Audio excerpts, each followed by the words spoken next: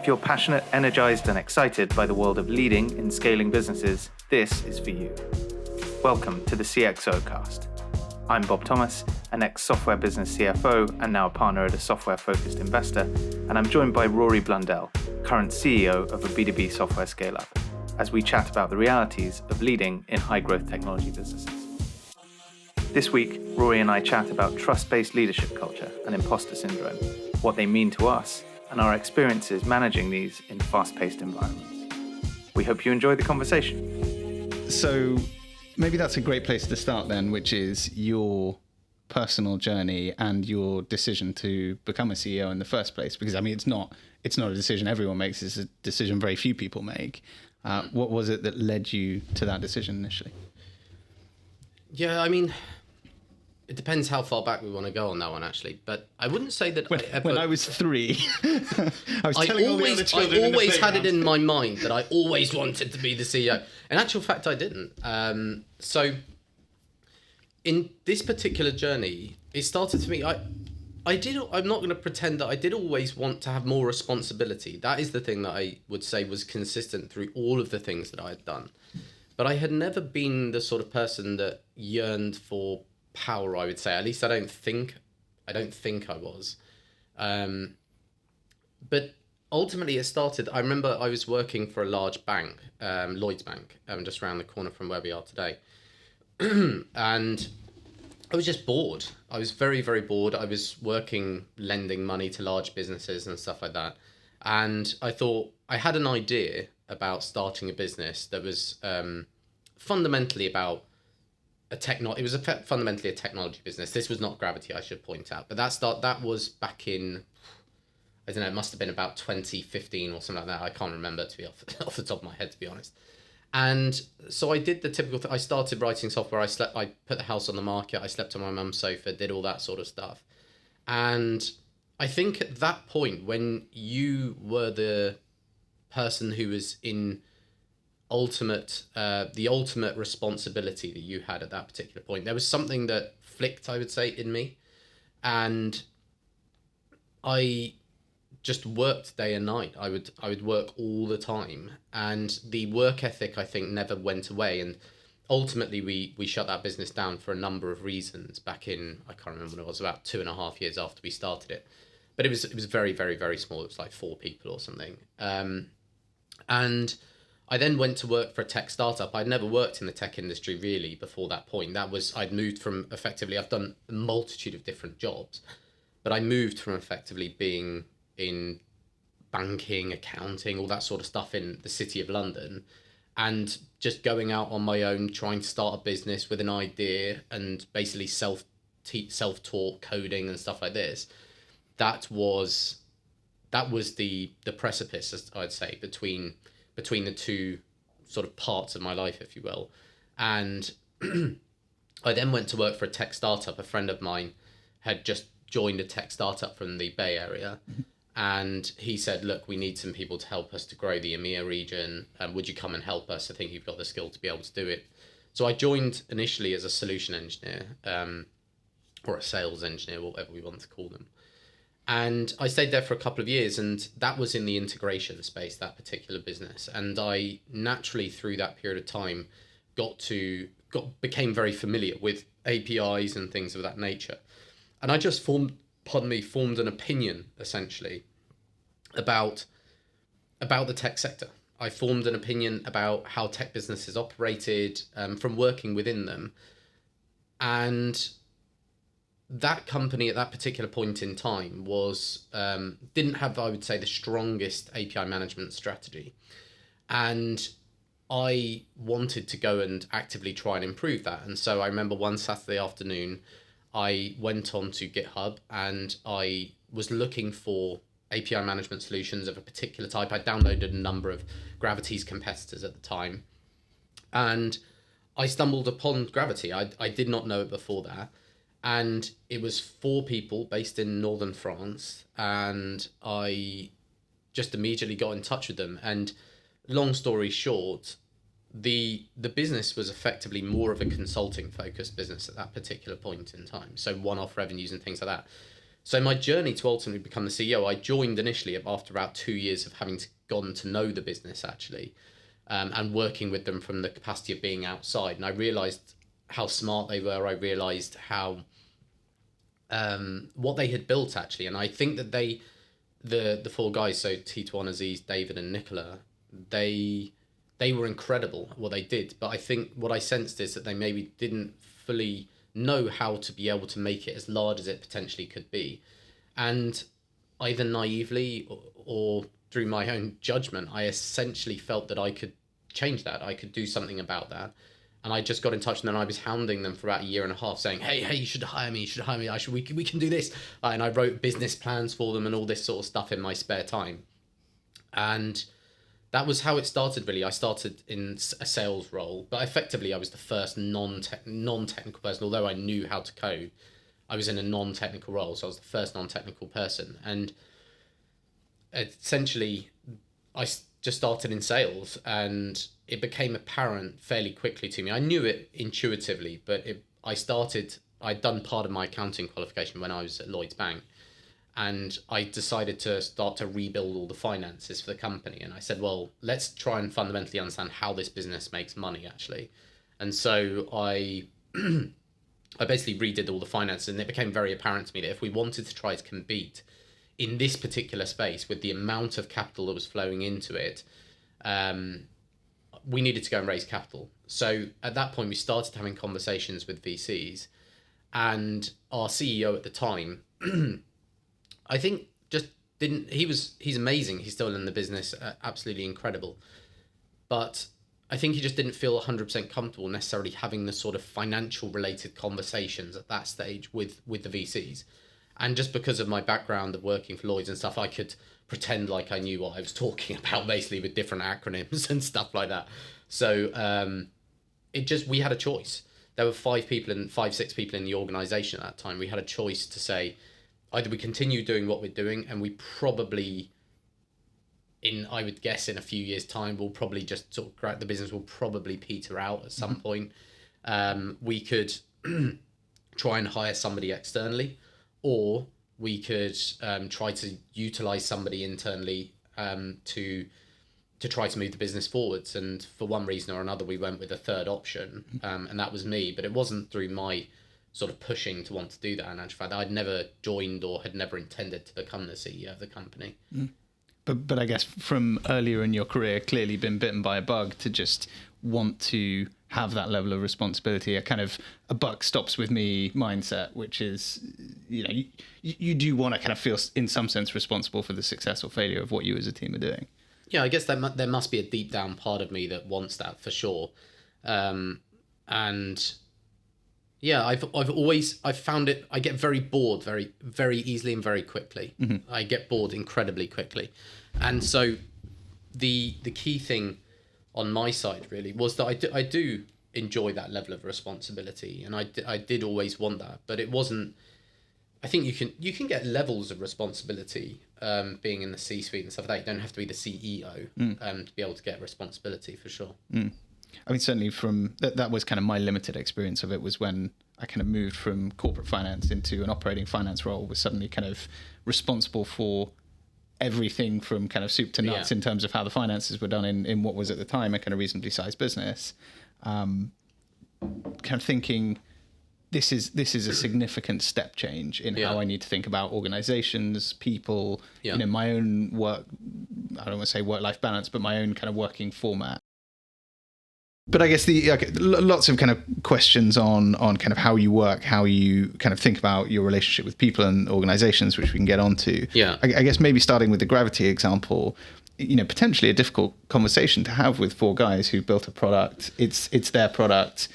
How did that play out in reality? Because I know those 4 guys now, and you have a great relationship. So clearly you had that conversation in a really constructive way. How did you navigate it? I don't know, really. It's a good question. I mean, I do know how. I remember the conversations, but I wouldn't say it was. I wouldn't say I thought it through. I've always worked on a principle of just being as honest as I can be, and that's all I ever do. I never put. I think a lot about stuff, but I don't go into it thinking, oh, this is going to be my strategy to do this, to get this person on board there, and then do this, and then do that. Like, I do think about those sorts of things to an extent, but ultimately, what I always come back to is if you start trying to debate or convince people or do things on a basis that is not fundamentally founded in your honest held beliefs and a truly intellectually honest position where you can accept being wrong as well as being right and stuff like that, that's how I always approach everything, basically. And so I just had the conversation with them. I basically laid it out just like you and I did just then, which was to say, look, we've got options here. We can keep doing what we're doing.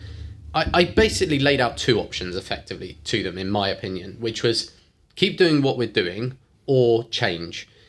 If you keep doing what you're doing, in my view, you didn't really have two options as a business. If the business was to be a going concern, basically, and be something that had longevity associated with it, you didn't have two options. You only could invest, because if you didn't invest in the business, all that would ultimately happen was that you would stay as 4 or 5, maybe you'd get to 10 people, I don't know, something like that.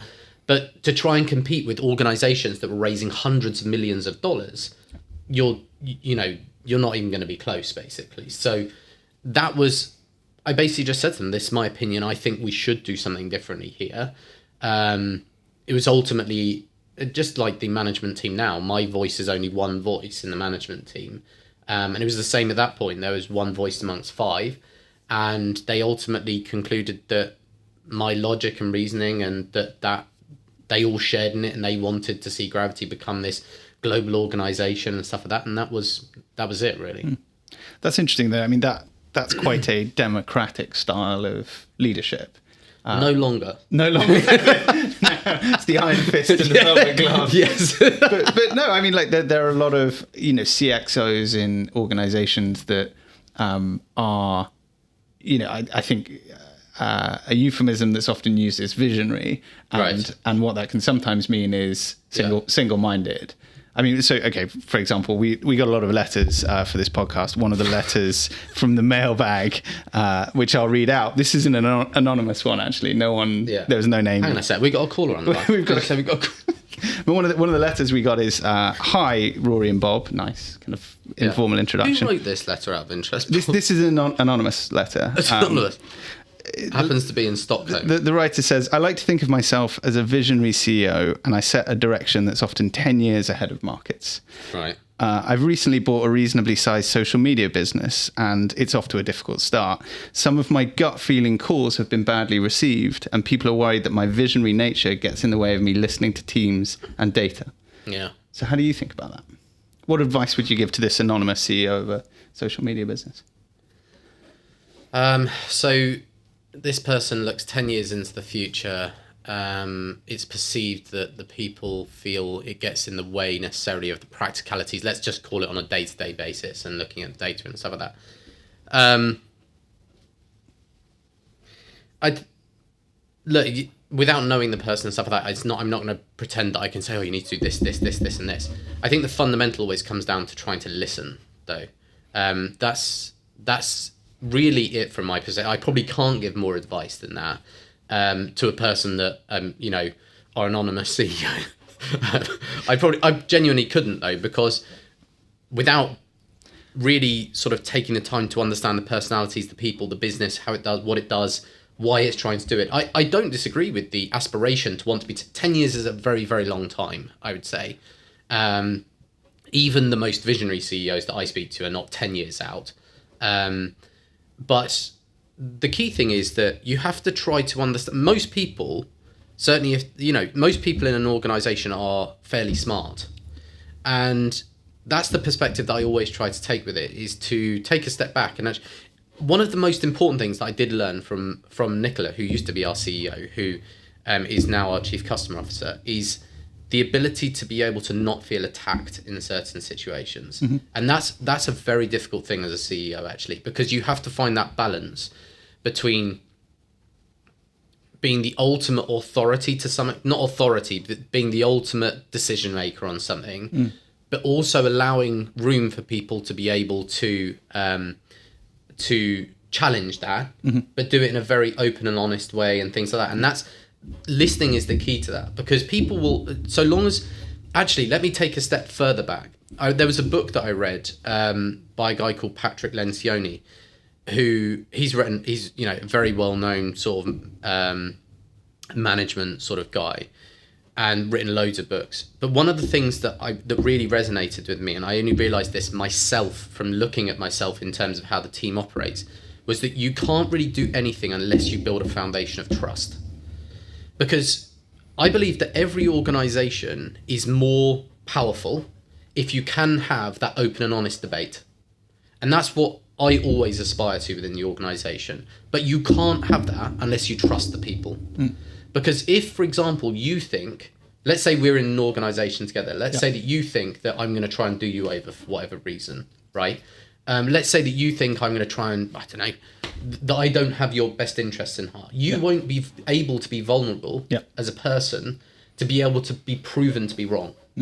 And that's the challenge, is that to have constructive debate and constructive criticism, you must have trust at the foundation of it. And the challenge is a new person coming in, it's very difficult to be able to build that quickly. So it's...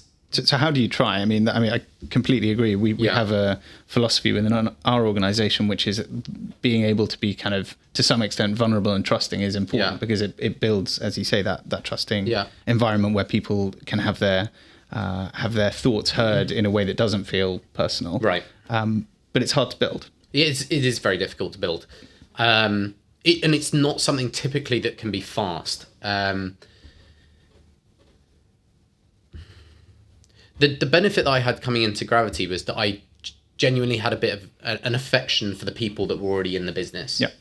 And if you like people, people are not stupid. They will pick that up. They will know, oh, this person likes me, sort of thing, and you can get on quite well.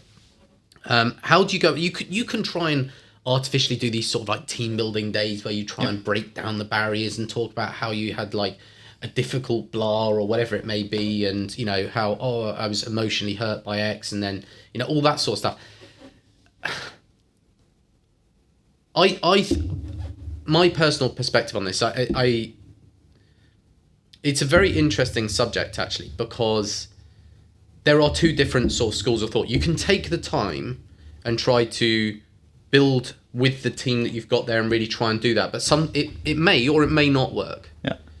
You can take a slightly different approach, which another sort of leader who I know who takes this approach, just from reading his book, is a guy called Frank Slootman, for example. He comes in, and I'm not saying anything that he hasn't published in his book already.